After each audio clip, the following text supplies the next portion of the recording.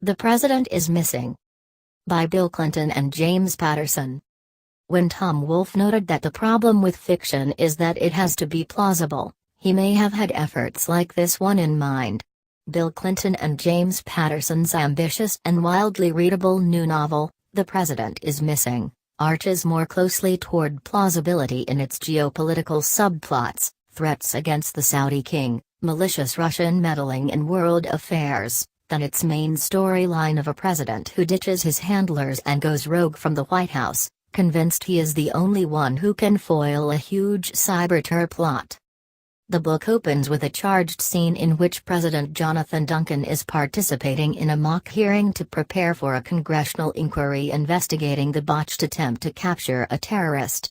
When the president loses his temper, he vindicates the advisors who have cautioned him not to appear before the actual committee.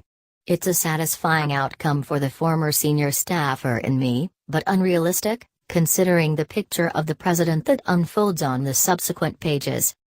Clinton and Patterson's fictional commander-in-chief brims with humanity, character and stoicism. He's a grieving widower. His last act before breaking free from his Secret Service protectors is to stare lovingly at a photo of his wife taken shortly before she died of cancer. The president's palpable ache for his first lady makes the reader wonder if the entire reckless adventure on which he embarks is, at least in part, a death wish. After kissing the photo, he enters the subterranean tunnels beneath the White House, emerges in an underground Treasury Department parking garage, gets behind the wheel of a sedan and drives himself first to the apartment of an old friend, who helps him with a disguise, and then to a Capitol Hill bar to meet his daughter. It's clear that both of them understand the gravity of the situation better than we do. Their words sound more like goodbye than good luck. After this touching scene, Clinton and Patterson ask readers to take an even bigger leap. The president attends a baseball game alone to meet with an unvetted informant who has information about the coming cyber attack. The young man earns instant credibility with the president when the two are nearly gunned down.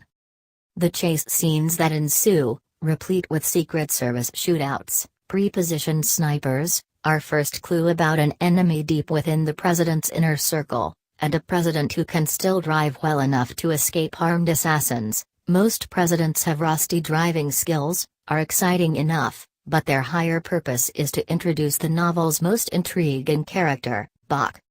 Bach, so named for her devotion to the classical music constantly playing in her earbuds, is an assassin. Her inner monologue is more riveting than some of the novel's dialogue. When she lands at Reagan National, she tells herself, "Look happy." Happiness, they say, is the optimal emotion to project when under surveillance, the least likely to arouse suspicion. People who are smiling, who are content and pleased, if not laughing and joking, don't look like a threat. We learn of Bach, she has killed on every continent. She has assassinated generals, activists, politicians and businessmen.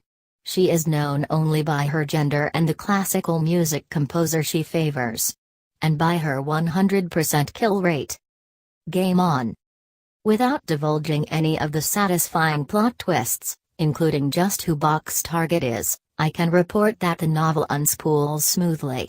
Only in its final pages does it get bogged down with a few too many unsubtle messages about the current state of our politics, as in this presidential address to a joint session of Congress and the nation. What does it mean to be an American today? It's a question that will answer itself if we get back to what's brought us this far, widening the circle of opportunity, deepening the meaning of freedom and strengthening bonds of community. Shrinking the definition of them and expanding the definition of us. Leaving no one behind, left out, looked down on. And this one, think about how different it would be if we reached beyond our base to represent a broader spectrum of opinions and interests. We'd learn to listen to one another more and defame one another less. These passages serve as a device to tie up loose ends, but they take away from the novel's greatest strength. It realistically depicts the selfless and often nameless people who work in government, and are willing to lose their lives, because they are compelled to serve their nation.